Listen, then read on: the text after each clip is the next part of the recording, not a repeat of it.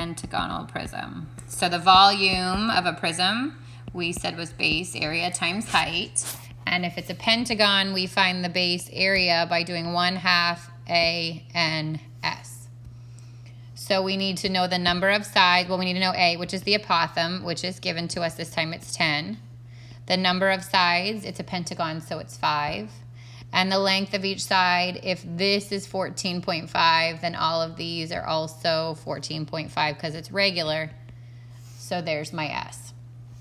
I just got to plug it in. B equals 1/2 10 times 5 times 14.5. And then you have your calculator, use it, right? So 0.5 times 10 times 5 times 14.5. And I get the base area is 362.5. So that's B. The height of this prism is 15. So I'm going to do 362.5 times 15. And the volume is 5,437.5 inches, and it's volume, so it's cubed.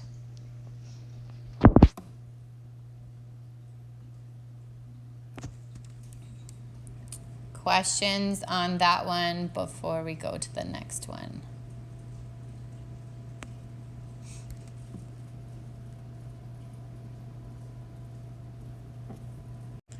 Next one is the volume of a right triangular prism with height 32 inches, base height 12, and base length 18 inches.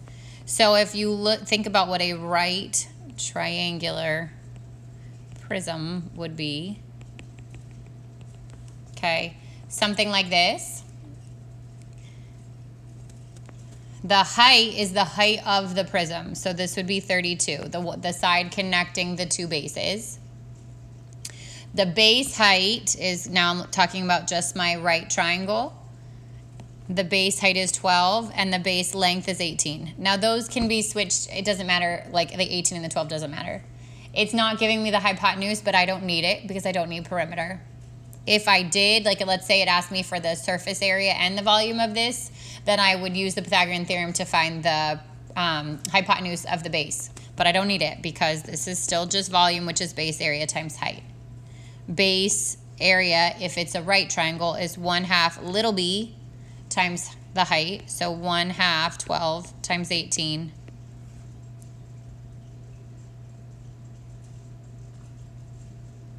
And I can do 6 times 18, or I can do 9 times 12, either way, or I do 0.5 times 12 times 18, I get 108. That's the base area.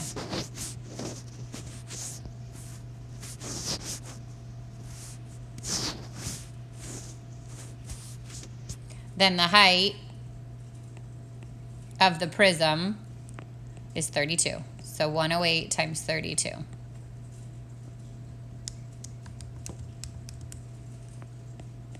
(3,456 inches cubed).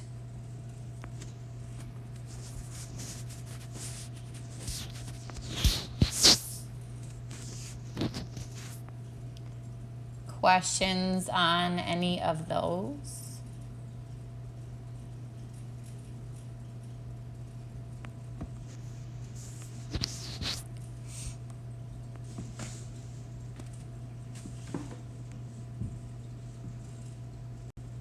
Okay, number 3 says find the volume of a right cylinder with height 30 feet and diameter 14 feet. So if I wanted to draw it out, I could draw out my cylinder.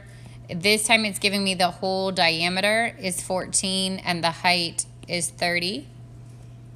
The volume of a right cylinder is pi r squared h. They gave me diameter, which means I have to divide it by 2 to get the radius. Pi 7 squared times 30. And then I only square the 7, so this is 49 times 30 times pi. 1,470 pi feet cubed is how it would be left if it says keep it in terms of pi. If it says use 3.14, then I would do 1470 times 3.14. And that's 4,615.8. If it said use the pi button, I'd get 1470 times pi. So if it said to use pi, then it's 4618. Let's say I round to the nearest hundredth, it'd be 14. If it was nearest tenth, it'd be 1.1.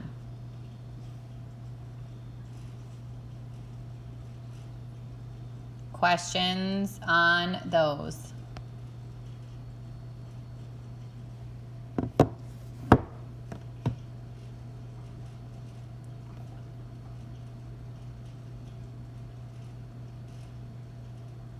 So if you're like trying to think ahead and planning for your test, just keep in mind that you will either be told to leave it in terms of pi or use 3.14 or use the pi function on your calculator. You definitely want your calculator because you're going to need it for at least one of them. It says 3.14, one of them it says pi, so keep that in mind.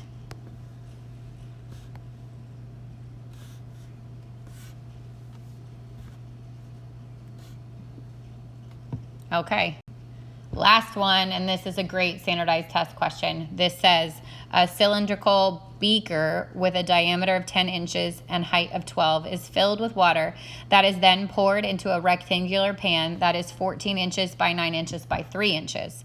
What's the volume of each solid, and would the water overflow in the pan? If so, what's the height of the water in the beaker after the pan is filled? So there's so many parts to this. The first part is finding the volume of each of them. So if I want to find the volume of this cylinder and I want to find the volume of my rectangular pan, it gives me the cylinder has a diameter of 10 and a height of 12.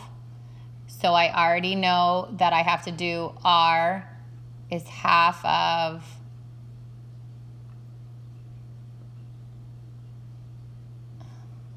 Sophia, just so you know, someone is trying to come in the room with your name. Patino. Oh, why are people idiots? You can tell your... Yeah, I'm not letting them in. It just says Sophia P, just so you know. Yeah, I don't know if someone knows that you're in this class, though, obviously. And then somebody named Joseph, which we don't have a Joseph. They're so dumb. I will be removing them. Hang on. Sorry, this is such a waste of time. You will not.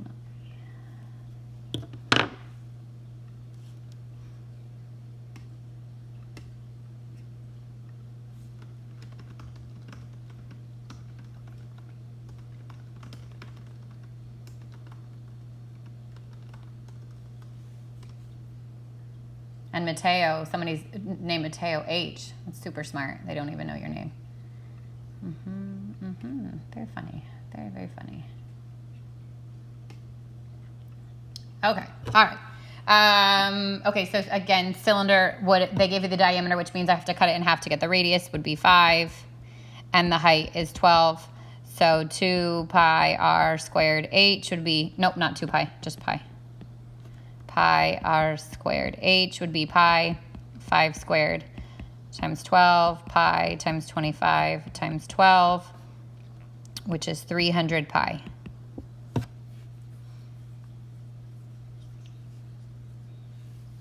Yeah, so good point, because you're going to eventually have to convert it into, like, I'm going to have to compare this with a rectangle that doesn't have a pi. I actually would use the pi button on this. Like, if it didn't tell you to use 3.14, you would use the pi button. So I would do 300 times pi on the calculator. And I don't, if this was a question, it's not going to be on your test, but let's just say this is a standardized test question. It would tell you what to round to, so you'd know from there. So this would be 942.4. I'm going to keep 2 decimal places. So I'm going to say that's 942.48. Then I want to find the volume of the rectangular pan. So 14 by 9 by 3. And it doesn't matter what dimensions those are, like where you put them, length, width, height, because for the volume of the rectangular prism, we just multiply those all out. So 14 times 9 times 3. And I get 378. So So now I want to compare these. If I were to take what's in the beaker and pour it into the rectangular prism, is it going to fill it? Yeah, because there's more water in the cylinder than there is in the prism. Does that make sense? So if I did 942.48 minus 378, what's left in the cylinder is 564.48. So the first part is what's the volume of each, and we found that. Would the water overflow? Yes. What would be left in the cylinder is 564.48. That's going to be the volume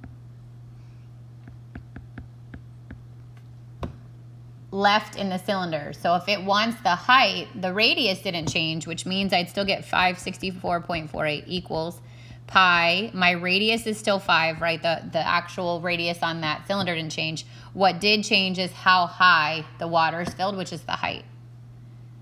So then I could make this 25 pi h equals 564.48, and then divide both sides by 25 pi using the pi button in the calculator.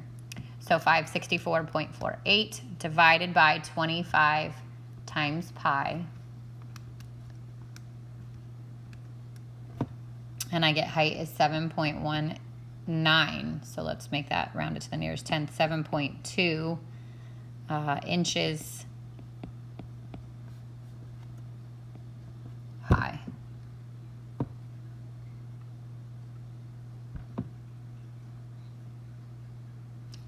Say that again.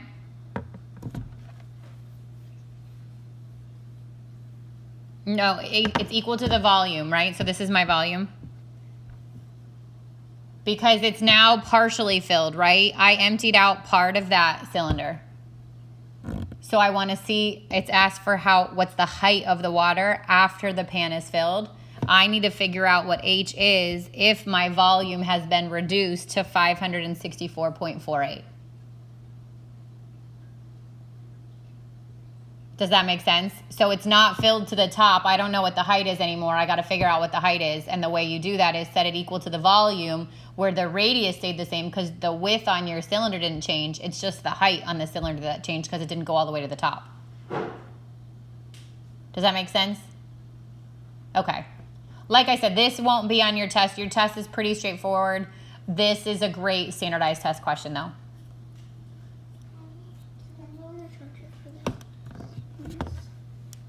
Did you do 25 times pi together? Or did you, yeah, so you got to group it because otherwise, so if you did 564.48 and you divide it by 25 pi, it does this first, right? It takes the volume, divides it by 25, and then it multiplies it times the pi. So you got to group this.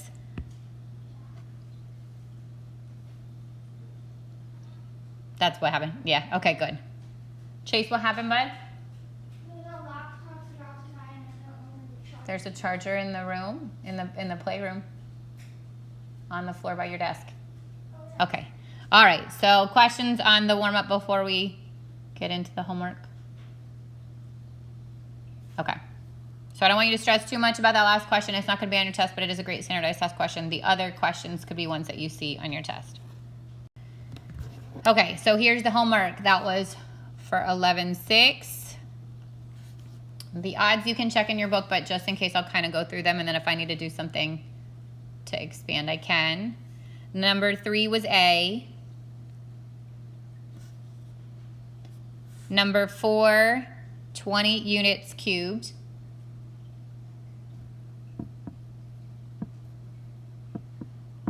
Number 5, 18 units cubed.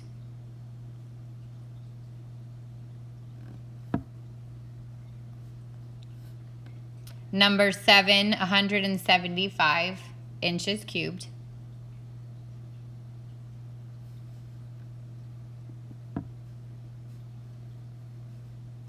Number 8, 12 meters cubed. Number 10, 588 pi, if you left it in terms of pi, or 1,847.26 if you use the pi button. Number 11, 400 pi, if you kept in terms of pi, 1256.64 if you use the pi button. Number 14, 33.264 inches cubed,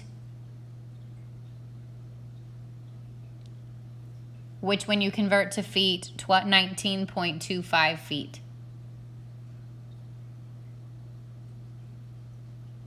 So you've got to take the ones that are in feet, convert them to inches, like your height was in feet, that needed to get converted to 36 inches. The length was in feet, 7 would have been 84 inches, and then find the volume. So 33,264 inches cubed, or 19.25 feet cubed. Again, something that you won't, like I won't trick you with the units, but that is a great standardized test question. Number 15, x is 10. Number 16, x is 2.08. And number 17, x is 8.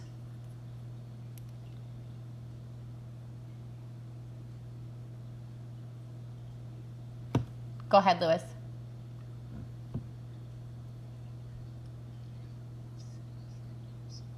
$17.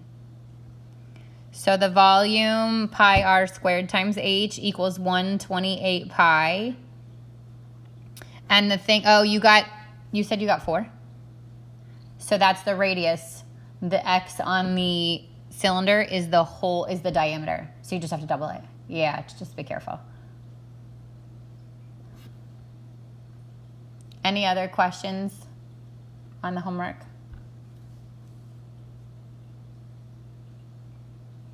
How are we doing? We feeling comfortable with volumes of these two specifically?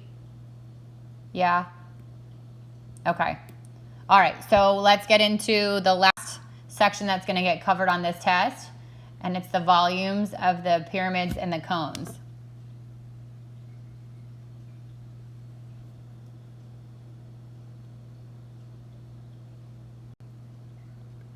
All right, so a regular pyramid is a pyramid that has one base. Well, obviously all pyramids have one base, but that has a regular base. So the bases have to be, like, it can't be a rectangular prism anymore. It would have to be a pyramid, sorry. It would be a square pyramid. It would be a regular hexagonal, regular triangle. All of those things would be regular, which means all the sides are the same, all the angles are equal, okay?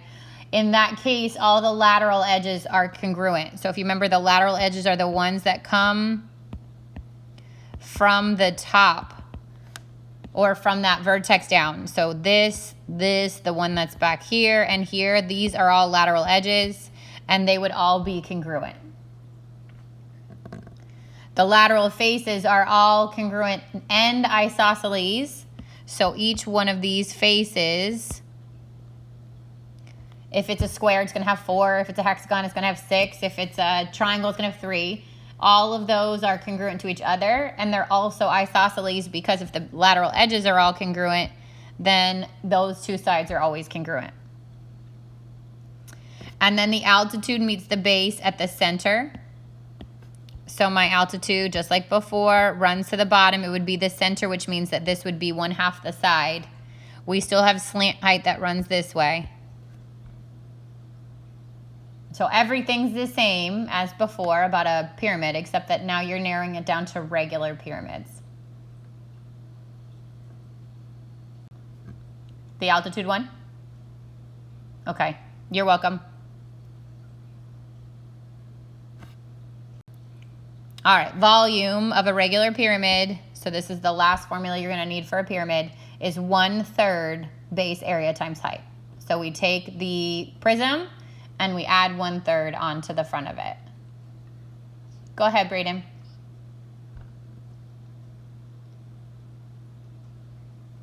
Braden, you have a question?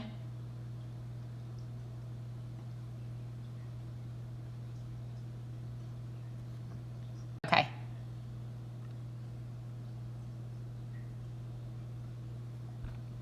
So whatever the base is on the bottom is going to change, right? So if it's a square, obviously we just do length times width, or side squared.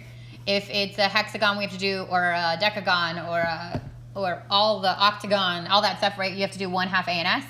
And then if it's an equilateral triangle, you can either do 1/2 base times height, or you can do 1/2 ANS. But they will all be regular polygons. And then the height, now we're talking about the height that goes from straight top to bottom at the right angle, or the altitude. All right, so if you think about that, a cone is basically just a pyramid with a circle as its base. If I take that B, right, if I take B for base area and I replace it with pi r squared, because that's what a circle's area would be, I get the volume of a cone, 1/3 pi r squared h.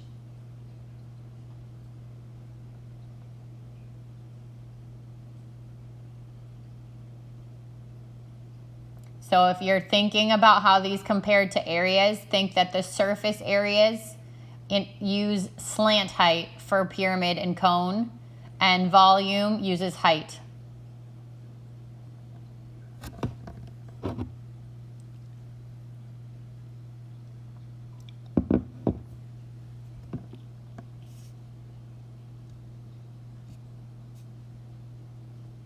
All right, hard part is over. Now you just got to apply it, right?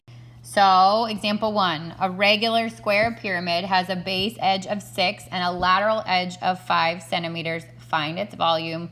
Give the exact answer. So here, let's draw. Square pyramid. Base edge, so this would be 6.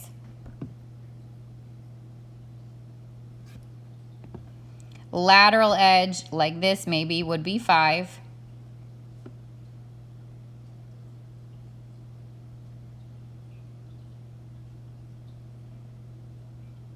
Now, in order to get the volume, we have to do 1/3 base area times the height.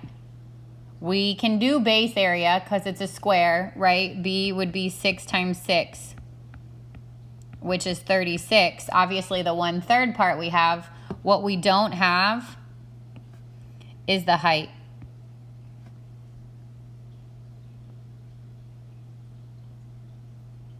You with me so far?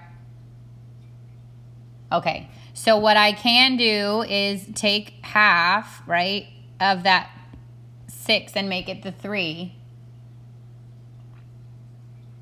But I'm still, like, that doesn't give me the height, it doesn't give me the slant height. If I had the slant height, then I could find the height that way. So kind of think about your pyramid going this way. This would be my height. This would be my lateral edge, which would be 5. So if you could look at the base of this square from top to bottom, this would be 6, and I'm trying to find this length here. That would be this length. So think about your squares, right? If I were to take that triangle there, the top angle would be 360 divided by 4, which is 90. Cut it into 2 parts. And now I've got a 45, 90 triangle where this little part is 3. This would also be 3, and this part here would be 3√2. Because it's a 45, 90 triangle. That makes this 3√2. To find the height, I have to do the Pythagorean theorem. So h squared plus 3√2 squared equals 5 squared.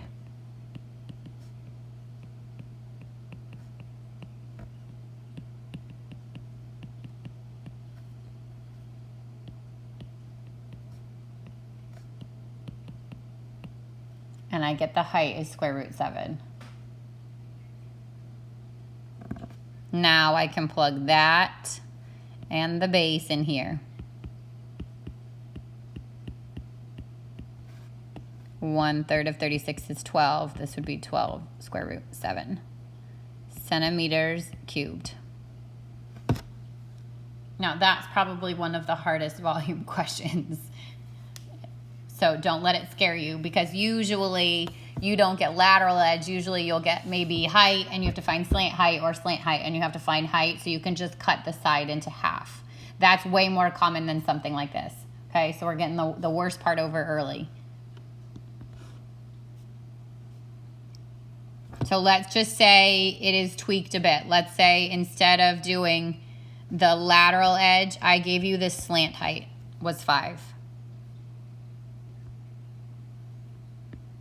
Now I can draw almost the same triangle, or pyramid, sorry, where this is 6, slant height is 5, and if I want to get the height,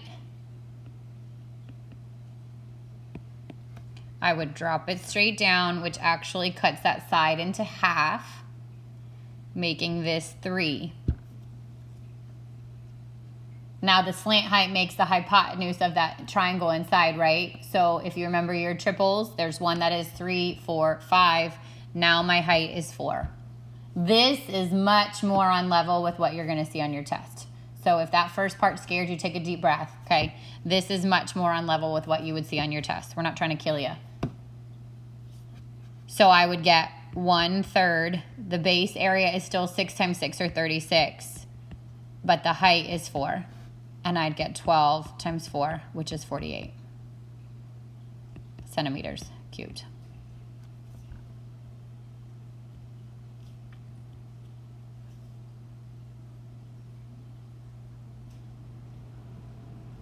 Questions on that one? So I want you to know the lateral edge. Obviously, questions do exist. How to attempt that is that first part. But I would say in prep for your test, you're going to be... This is much more like it, where you're getting the lateral, the slant height instead of the height.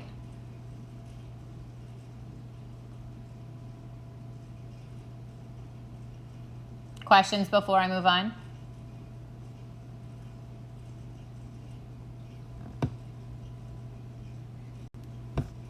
Okay, example 2, a regular triangular pyramid has a slant height of 9 centimeters and a base perimeter of 12.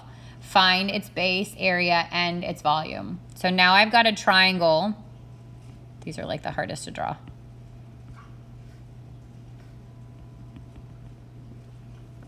As the base.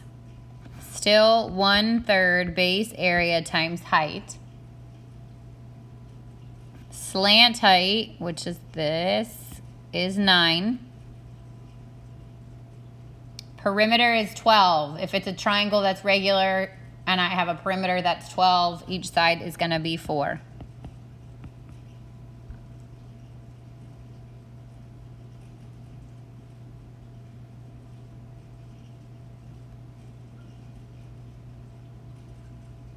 Okay, so now let's like do a bird's eye view of the bottom of this triangle. It's a regular triangle, which means it's equilateral.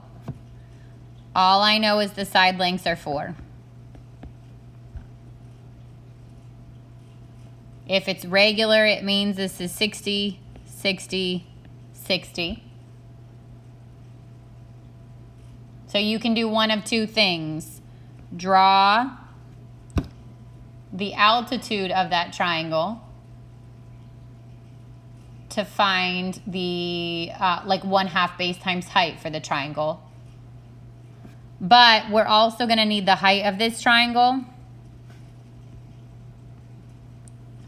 which is going to form a right triangle with the apothem and the slant height. So we might as well use 1/2 A and S so that we can find the apothem. And then that will give me this measurement that's in here.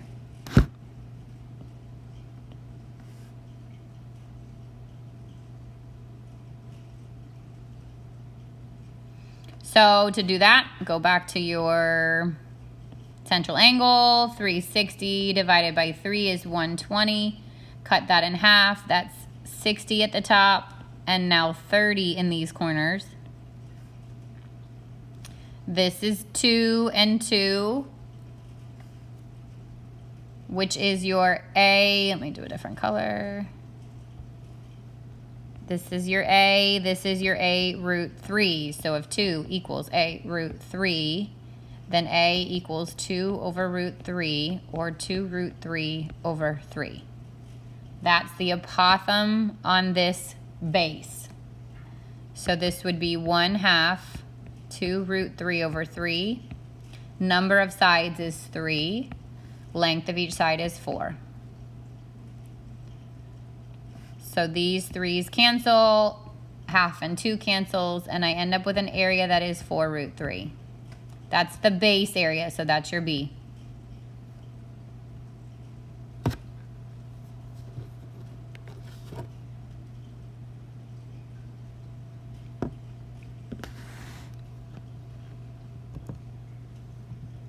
So now in this triangle that's here, my height's what's missing. My slant height is 9. My apothem, which is the bottom there, is 2 root 3 over 3. So to find the height, I get 2 root 3 over 3 squared plus h squared equals 9 squared.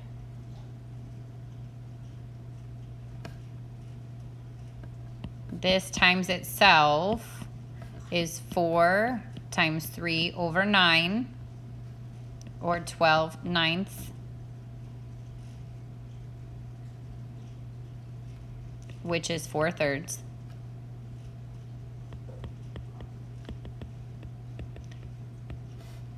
Equals 81. Subtract that from 81. 81 times 3 is 243.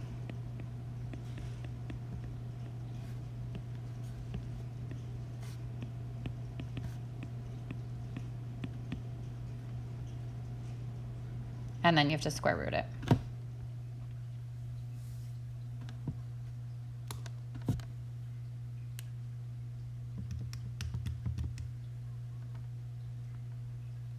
So I'm going to round that because you would have a calculator if you had something like that. 239 divided by 3 is 79.66, and the square root of that is 8.925. So we're going to make it 8.9. So that's the height.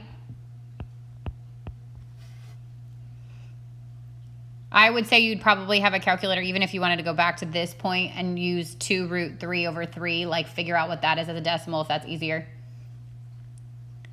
Now you've got 1/3 the base area, which is 4 root 3, times the height, which is 8.9, and then multiply that all out. So 4 times the square root of 3 times 8.9 divided by 3 is 20.55, or 20.6 centimeters cubed.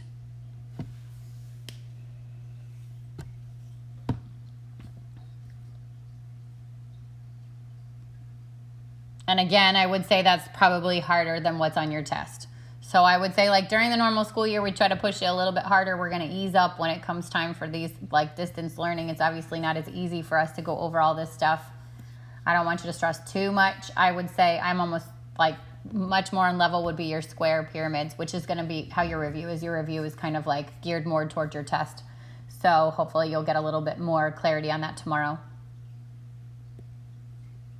Questions on that one before I go to the next one? Because now we're on cones. Oh no, one more, sorry.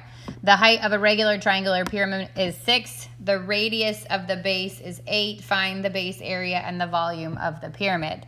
So we're again on a regular triangle.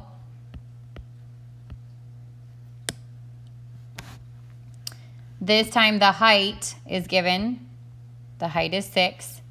The radius of the base is given, which is 8.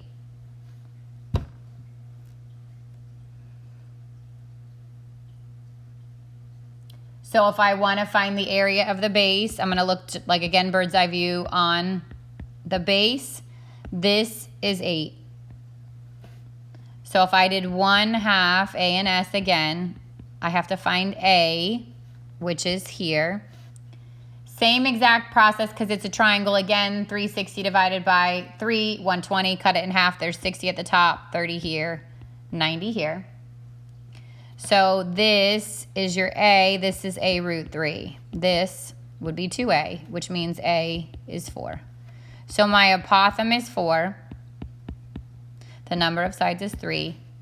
And the length of each side would be 4 root 3 doubled, which is 8 root 3.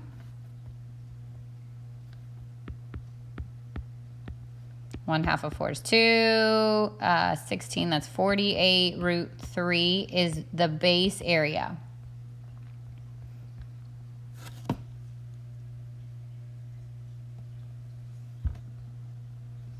Yep. It's going to be mixed. Like, you're going to get some problems that are super easy and some that are going to push you to think a little bit. So I want you to try it because obviously it's really pushing how hard you have to know this stuff, how well you have to know this stuff. But you're going to see, and the book is trying to like force you into reviewing the like A and S and all that stuff with your 30, 60, 90 triangles because that's not something that 30, 60, 90 is not going to go away.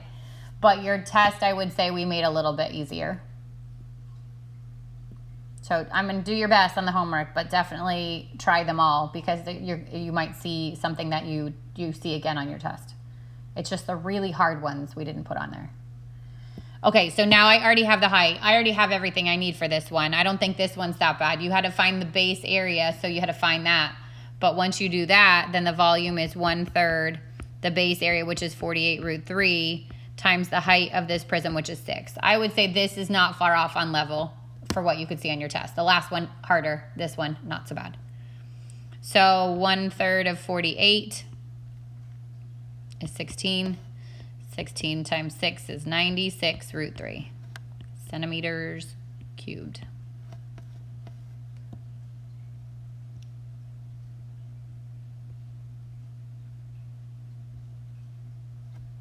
Questions on that one? So that one's not as bad. Okay, I would say the last question was harder. This one, you just have to find the area of the triangle on the bottom using that 1/2 A&S.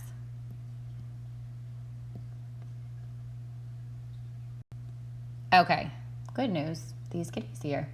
Here's your cylinder, okay? Because the base area is always pi r squared. You don't got to figure that out, right? So here's my cone.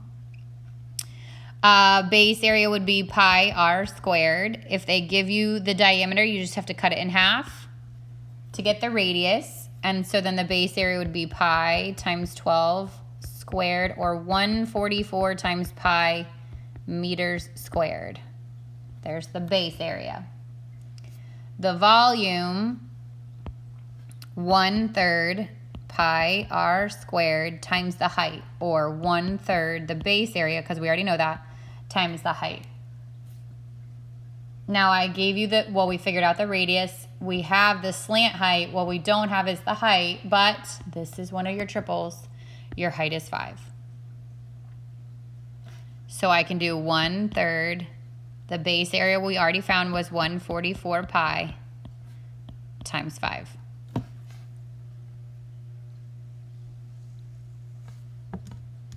Now these you'll leave in simplified form. These will actually, on your test, it would be like multiple choice just because of the format. So this ends up being 3 goes into 144 48 times, and then I would do 48 times 5, and I get 240 pi meters cubed. If it doesn't divide evenly, like if 3 doesn't go into that number, then you'll leave it over 3. But you'll, again, those would be multiple choice, and you'll see those, like the different kinds of formats. Much easier, right? We like cones. A lot easier. As long as you can do the Pythagorean theorem and know your triples, cones should be easy. Okay, last one. A cone with a radius of 6 centimeters and a height of 12 centimeters is filled to capacity with liquid. Find the minimum height of a cylinder with a radius of 4 that will hold the same amount of liquid. So we want a cone. This one's obviously, if we're filling it, could be upside down. And then we want a cylinder that has this, ooh, that's really ugly, sorry. That has the same volume. So if the cone has a radius of 6 and a height of 12, 1/3 pi r squared times h, 1/3 pi 36. 12, 1/3 of 36 is 12. So this is 144 pi centimeters cubed. That's what the cone can hold. Now the question says, find the minimum height of a cylinder with a radius of 4, so we already know the radius, that will hold the same amount of liquid. Here's my amount of liquid. So 144 pi equals, this is a cylinder, so it's pi r squared h. We know the r. What we don't know, or what we're trying to figure out, is what the value of h would be. So 144 pi equals pi times 16 times h. Divide both sides by pi. Gone, gone. And then 144 divided by 16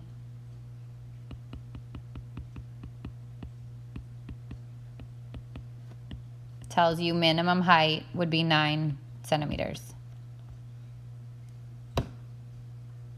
Anything bigger than 9 can hold more. So this is why it said the minimum height. What's the minimum height a cylinder can hold? And the minimum height would be 9 centimeters. Again, great standardized test question.